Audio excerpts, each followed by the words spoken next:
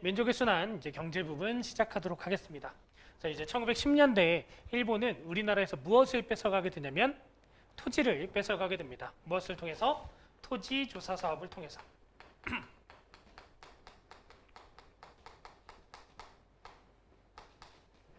자, 이 토지 조사 사업을 하는데 앞장섰던 그런 기관을 우리는 알고 있죠. 뭐예요?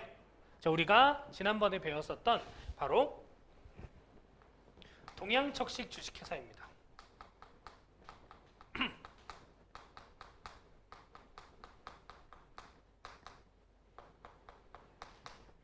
그래서 동양척식 주식회사를 앞세워서 토지조사 사업을 하게 되는데요.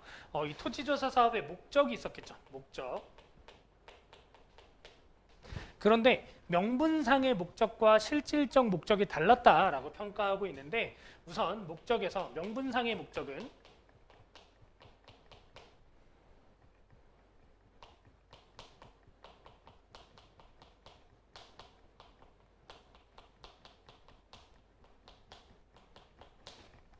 근대적 토지 소유권을 확립하기 위함이다 라고 했습니다. 근대적 토지 소유권. 그런데 이것에 대해서 실상은 어떻다라고 우리가 평가하고 있냐면, 이것에 대한 실상은 사실은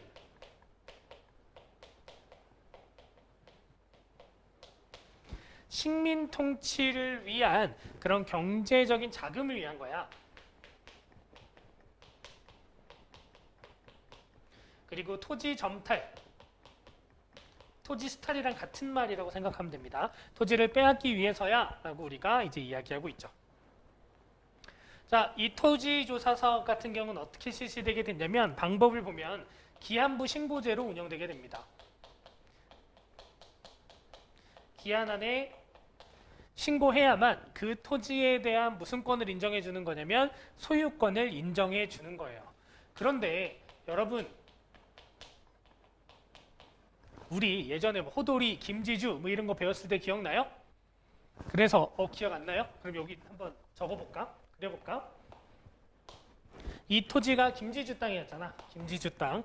그리고 여기 농사짓는 호돌이라는 소작농이 있었죠. 그래서 김지주는 국가에 세금을 냈고 호돌이는 김지주한테 지대, 토지 임대료를 냈다라고 했죠. 그래서 이것은 대략 2분의 1. 이 정도의 토지 임대료를 냈어. 그래서 김지주가 갖고 있는 권한은 무슨 권? 이 토지에 대한 소유권. 호돌이가 갖고 있는 건 이 토지에 대한 무슨 권? 경작권을 갖고 있다고 했죠.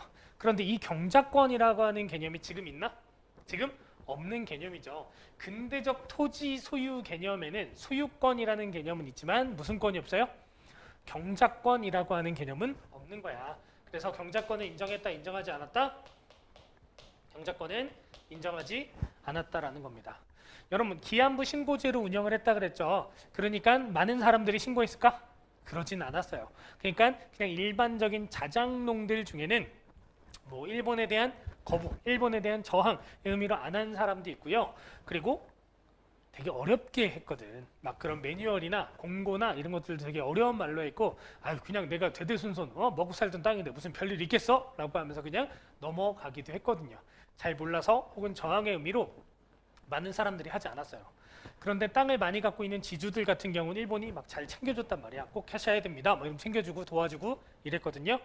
그러니까 많은 땅을 빼앗긴 건 그냥 일반 농민들이 많은 땅을 빼앗기게 됐고, 그리고 더 힘들어졌던 농민은 바로 이 소작농들이었습니다. 경작권을 갖고 있었던 소작농들. 이제 왜 소작농들이 힘들어졌는지 설명을 해야 되는데요. 사실 갑자기 칠판도 좀 더러워지고 이랬죠. 선생님이 강의를 다 찍었는데 근데 소리가 녹화가 안 돼서 이제 이어서 가도록 하겠습니다. 그러니까 조금 설명이 약간 끊겼다 이런 느낌이 들더라도 여러분들이 좀 이해를 해줬으면 좋겠어요. 미안합니다. 자신의 경작권을 인정받지 못한 소작농들이 왜 더 힘든 삶을 살게 됐냐면 지주의 권한이 이제 대폭 올라가게 됩니다. 원래 얘기했듯이 이제 소작농들은 대략 50% 정도의 그런 지대를 내고 그렇게 살고 있었죠. 근데 어느 날 이제 김지주가 얘기를 하는 거지. 야 호돌아, 너 이제 다음 달부터 60%씩 내, 내년부터 60%씩 내 라고 얘기하는 겁니다. 지주어른 60%라뇨? 너무합니다. 너무해? 너 그럼 나가. 지금 너 아니어도 농사 지을 사람들이 많아 라고 하면서 쭉 보여주는 거죠. 야 봐봐, 네 뒤에 한번 봐봐. 지주얼은 저 60% 제가 내겠습니다. 지주얼은 70%, 80%, 90%. 지주얼은 100%입니다. 전 먹여만 주세요. 뭐 이런 사람들도 여기 있었다라는 거죠. 그러니까 지주의 권한이 이제 굉장히 강해진, 그래서 소작농들이 더욱더 힘들어진 이런 상황이 나타나게 됩니다. 자, 이렇게 실시됐던 토지조사 사업의 결과는 이제 어떤 결과를 낳게 되냐면 우선 소작농들이 대폭 증가하게 됩니다.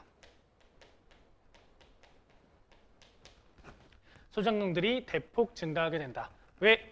자작농들, 자소작농들이 자기 땅을 뺏기면 소작농이 되니까. 그리고 누구의 권한이? 지주의 권한은, 지주권은 증가하게 됩니다. 그러니까 지주 입장에서는 누가 들어왔더니 조금 더 좋아졌어요? 일본이 들어왔더니 조금 더 좋아졌잖아. 그러니까 친일 지주로 변신하기 위한 그런 준비가 차곡차곡 되어가고 있는 그런 시점이었다라고 보면 됩니다. 자, 그리고 1910년대는 각종 령들의 시대입니다. 령, 모모령이라고 하는 건 뭐냐면 모모하기 위해서는 조선 총독의 허가를 받아야 돼 라고 하는 게 모모령입니다. 대표적인 령은 뭐가 있냐면 회사령이 있어요. 그러면 회사를 만들기 위해서는 누구의 허락을 받아야 돼요? 조선 총독의 허가를 받아야 한다. 이것이 이제 회사령입니다. 이 이외에도 어떤 령들이 있었냐면 뭐 어업령이라든가 어업령, 뭐 산림령, 뭐 임야조사령, 뭐 각종 등등등의 령이 있었던 게 1910년대라고 생각을 하면 돼요. 자, 이런 회사령, 허가제 이런 거 왜 했을까요? 회사령을 실시한 이유는 우리나라 민족자본 성장을 막으려고 하는 거겠죠. 우리나라 민족자본이 뭔가 회사를 만들어 성장하려고 하면 허락을 안 해주는 거예요. 만들면 안 돼? 안 만들 거야? 허락 안 해줄 건데? 안 해줄 건데 뭐? 이렇게 얘기하면 회사를 못 만들게 되니까. 자, 이제 1920년대로 넘어가겠습니다. 자, 1920년대는 일본이 우리나라에서 산미 증식 계획을 실시해서 우리나라에 쌀을 수탈해간 그런 시기가 바로 이 1920년대입니다. 산미 증식 계획에 대해서 여러분들 이제 이해를 돕기 위해서 이제 약간 그려서 설명을 해줄 건데요. 1920년대는 전 세계적으로 자본주의가 성장했던 시기고 일본도 그 자본주의 성장에 힘입어서 자본주의화가 착착착 되고 있었던 그런 경제 성장 시기입니다. 얘들아, 자본주의화라고 하는 것은 다른 말로 그 당시에는 이제 공업화라고도 볼 수 있겠죠. 그러면 지금 전국 각지에 논밭이 많아지는 거예요? 공장이 많아지는 거예요? 공장이 많아지게 되겠죠. 그러면 문제가 하나 생길 수 있어요. 어떤 문제가? 식량이 부족해질 수 있는 거죠. 그래서 1920년대 일본은 식량이 부족해지게 됩니다. 자, 식량이 부족해지니까 그것을 해결하기 위한 방법으로 내세운 게 산미증식계획이에요. 어떻게? 그 부족한 쌀을 어디서 생산하는 거야? 조선에서 생산하는 거야. 그래서 조선에서 이제 생산을 하기 위해서 조선에서 개간도 하고 씨앗도 좋은 거 갖다 주고 수리시설도 개선하고 이제 이런 일들을 하게 되거든요. 자, 지금 만약에 조선에서 이제 생산됐었던 쌀이 뭐 이렇게 6개야 라고 이제 가정을 해볼게요. 근데 일본에 쌀이 부족하니까 그래서 뭐 종자, 수리, 개간, 그다음 밭을 논으로 바꾸고 이런 것들을 통해서 4개를 증산시키는 거야. 그래서 그 4개를 이렇게 일본으로 가져가는 것, 이게 산미 증식 계획의 원래 계획이에요. 원래 처음에 이제 하려고 했었던. 자, 그런데 증산이 되긴 됐어. 근데 얼마나 증산됐을까? 이게 1개만 증산됐어요. 얘들은 몇 개 갖고 가야 돼? 증산된 거 갖고 가기로 했으니까 1개 가져가야 되죠. 그런데 일본 수탈을 계획적으로 합니다. 4개 갖고 가기로 했으니까 4개 갖고 가요. 이러니까 우리나라는 원래 6개 쌀 먹어야 됐잖아. 근데 3개밖에 안 남았어. 그러니까 쌀이 엄청 모자라지게 되겠죠. 쌀값은 폭등하게 돼요. 누구는 스마일, 누구? 지주는 스마일. 누군 힘들어요? 일반 농민들은 정말 힘들죠. 선생님, 쌀값 올랐는데 왜 농민들이 힘들어요? 일반 농민들 같은 경우는 그 쌀 먹어야 되잖아. 쌀값이 아무리 올랐다고 해도 그냥 요만큼 농사 져서 요만큼 먹고 사는 그런 거기 때문에 그렇게 경제적으로 큰 도움이 안 돼요. 근데 지주는 이렇게 그득그득 쌓아놨으니까 큰 돈이 되는 거죠. 그리고 어쨌든 쌀이 굉장히 부족해졌잖아. 그 부족한 쌀 어떻게 할까요? 만주에서 잡곡을 수입해다 먹는. 자, 지금 선생님이 말로 한 거를 조금 이제 이렇게 글로 한번 표시를 해볼 건데 정확하게 딱 그리진 않으셔도 여러분들이 딱 어떤 느낌인지 보면 될 것 같아요. 우선 목표량과 무언 같냐면 수탈량은 같아. 근데 실제 증산량은 이거보다 적었죠. 어떤 느낌인지 알겠나요? 목표량 4개 가져가야지, 그리고 수탈 4개 가져가야지 실제 늘어나는 건 1개 늘어났네, 뭐 이런 느낌이 된다는 겁니다. 자, 산미증식계획의 결과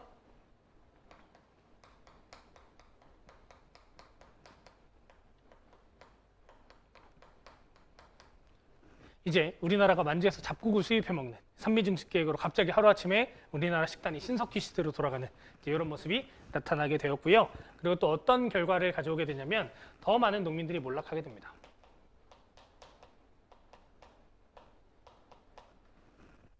왜 더 많은 농민들이 몰락하게 됐냐? 지금 아까 증산할 때 땅 개간한다 그랬죠? 그 다음에 수리시설 확충한다 그랬죠? 종자도 좋은 걸, 씨앗 좋은 씨앗 들여온다 그랬죠? 그 증산 비용을 이거 누가 돼야 돼? 일본이 자기 이득을 위해서 한 거니까 일본이 되거나 아니면 그것으로 실질 이득을 본 지주가 되거나 그래야 되죠. 그런데 이 증산 비용을 농민에게 전가시킵니다. 그러면서 농민이 이중 부담을 안게 되면서 많은 농민이 몰락하게 됩니다. 그래서 10년대 땅도 빼앗기고요. 그리고 20년대 쌀도 빼앗기고 거기에다가 이런 증산 비용까지 내게 되면서 10년대, 20년대 많은 농민들이 몰락하게 되고 그래서 만주, 연해주 등지로 이제 가게 되는 그런 모습도 나타나게 됩니다. 자, 그리고 산미증식계획에 이제 제가 계속 수탈이라고 쓰게 되는데 여러분 수탈이라고 하는 용어가 갖고 있는 오해도 분명 있습니다. 어떤 오해가 있냐면 일본은 우리나라에서 쌀을 사갔을까 그냥 가져갔을까? 이러면 수탈이라고 계속 배워왔으니까 그냥 가져갔겠지라고 생각하거든요. 근데 실제로는 사가게 돼요. 선생님 사간 건데 왜 수탈이라고 그래요? 수출 아닌가요? 수탈인가 수출인가에 대해서 여러분들이 한번 고민해 보셨으면 좋겠습니다. 왜 수탈인가? 그리고 왜 누군가는 수출이라고 주장을 하긴 하거든요. 근데 이제 우리 교과서에서 그리고 왜 김성호 선생님이 수탈이라는 표현을 썼는가에 대해서 여러분들이 한번 고민을 해봤으면 좋겠어요. 그래서 그것들에 대해서 나중에 오프에서 만나서 같이 얘기를 해봐도 좋을 것 같고 아니면 여러분들이 이런 것 내용을 여러분들의 의견을 한번 정리해가지고 보내주시면 그 보낸 친구에겐 좋은 일이 있을 겁니다. 이것이 이제 산미증식계획입니다. 자, 그리고 1920년대에 또 무슨 일이 펼쳐지게 되냐면 관세가 철폐됩니다. 23년에 이제 관세가 없어지게 돼요. 그리고 회사령도 폐지됩니다. 그런데 회사령이 폐지되었다라는 말과 같은 말이 있어요. 회사령이 신고제로 운영되었다. 원래 회사를 만들려면 뭘 받아야 됐죠? 허가를 받았어야 돼요. 조선 총독에. 그런데 이제 신고만 해도 된다라는 거죠. 이건 어떤 의미를 갖고 있을까? 이제 민족자본 많이 박살냈어. 거기에다가 일본 20년대 공업 파막되면서 회사들 많이 만들어지게 됐죠. 자본주의화 되면서 걔네들이 어딘가에 또 넘어가야 되는데 걔네들 하나하나씩 다 이렇게 허가해주고 이러면 좀 번거롭잖아. 그래서 이제 신고제로 바꾸게 된 겁니다. 얘들아, 허가받는 게 어려워요? 신고하는 게 쉬워요? 그치. 허가받는 게 어렵고 신고하는 건 쉬워요. 여러분들 오늘 막 자율학습 안 하고 싶어. 자율학습 안 하고 나가서 막 치킨 먹고 오고 싶어요. 그럴 때 담임선생님 허가 받을 수 있어요? 허가제로 운영되면 허가 받아야 되는데 담임선생님 제가 몸이 너무 안 좋고 이게 나으려면 치킨밖에 없을 것 같아서요. 뭐 이런 허가 받을 수 있을까요? 그러면 여러분 맞을 수도 있겠지. 그런데 신고제면 당당히 가면 되죠. 선생님 저 치킨 먹고 오겠습니다. 신고합니다. 이러면서 가면 되잖아. 그러니까 이제 신고제라고 하는 게 조금 더 자유로워진 거고 그러면서 우리나라 민족 자본들 중에도 그런 것들을 합쳐가지고 이제 회사가 이때 만들어지는 모습도 나타나게 되고 그로 인해 파생된 운동도 있거든요. 그건 우리가 나중에 배우게 될 겁니다. 자, 이제 네, 미안합니다. 네, 1930, 40년대인데요. 1930, 40년대 우선 30년대 전반부에는 어떤 것들이 펼쳐지게 되냐면 우리나라를 병참 기지화로 만드는 전쟁 기지로 만드는 병참 기지화 정책이 펼쳐지게 돼요. 그래서 병참 기지화 정책을 하기 위해서 북한의 중공업 단지를 만들게 됩니다.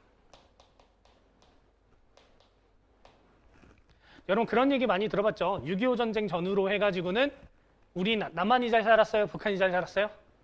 북한이 훨씬 잘 살았다는 말 들어봤어요? 그렇죠. 북한이 훨씬 잘 살았습니다. 왜냐하면 일본이 중공업이라고 하는 것들, 그런 시설, 설비 뭐 등등등을 북한 쪽에 많이 투자를 하거든. 그렇기 때문에 북한 쪽이 훨씬 더 잘 살게 돼요. 인구는 남한 쪽이 많았지만 북한 쪽이 그런 면에서 유리했던 거죠. 선생님, 그럼 남한은 뭐 했어요? 뭐 농사 졌죠. 뭐 농사 짓고 뭐 이랬습니다. 그리고 이 병참기지화 정책으로 남면 복양 정책. 남쪽은 면과 관련된 거, 북쪽은 좀 더 춥죠? 양모와 관련된, 양과 관련된 것, 이런 것들을 하게 돼요. 이게 나오면 이때구나 라고 보면 됩니다. 자, 그러다 일본이 완전 전쟁 미치광이가 되고 나서는 우리나라에서 모든 것을 뺏어가게 됩니다. 그래서 38년 뭘 내리게 되냐면 국가 총 동원령을 내리게 돼요. 중요합니다. 그래서 국가 총동원령을 내리고 나서 우리나라에서 물적 수탈과 인적 수탈을 강화하게 되거든요. 물적 수탈이라고 하면 뭘 뺏어갔는지를 배워야 되죠. 그런데 뭐 뺏어갔는지 배울 필요가 없어요. 왜? 다 뺏어갔거든. 다. 공출이라는 이름으로 그냥 싹 다 걷어갑니다. 산미증식 계획도 이때 재개돼요. 그리고 다 뺏어갔으니 우리나라 사람들 먹을 게 없고 뭐 아무것도 없잖아. 그래서 이때 배급제, 식량 배급제 뭐 이런 것들을 실시하게 됩니다. 그리고 인적 수탈. 자, 전쟁 나갈 사람 지원병 받습니다. 여러분, 지원병 많이 나갈까요? 안 나갈까요? 지원병 많이 갔을 것 같아? 안 갔을 것 같아? 지원병 굉장히 많이 갑니다. 선생님, 왜 일본의 전쟁에 지원병으로 많이 갔나요? 여러분, 1920년대 일본은 우리나라에서 목표가 뭐였어요? 친일파를 양성한다. 그러면서 많은 지식인들, 각 분야에 정말 뛰어난 사람들이 많이 친일파로 변절하게 됩니다. 그들이 그 재능을 발휘해서 전쟁에 나가는 것이 얼마나 숭고하고 아름답고 천황폐하를 죽는 것이 정말 최고의 가치야 라고 하는 그런 이야기들을 합니다. 그런 선전을 하게 되는 거예요. 그러면서 지원병으로 나가는 게 정말 좋은 일이야 라고 생각하게 만들었던 겁니다. 참 안타깝고 그런 힘든 그런 역사죠. 그래서 이제 많은 사람들이 지원병으로, 특히 이제 학도 지원병이라고 해서 학생들도 나가게 되죠. 그리고 강제로 징용으로 끌려간 사람도 있었고요. 징병 쓰겠습니다. 네, 징용은 좀 이 다음에 쓸게요. 강제로 끌려간 사람도 있었고, 그리고 강제 노동이죠. 징용을 간 사람도 있었고, 그다음 뭐 정신대, 근로정신대, 그러면서 뭐 위안부 문제까지 이제 이어지는 그런 일들도 펼쳐지게 됩니다.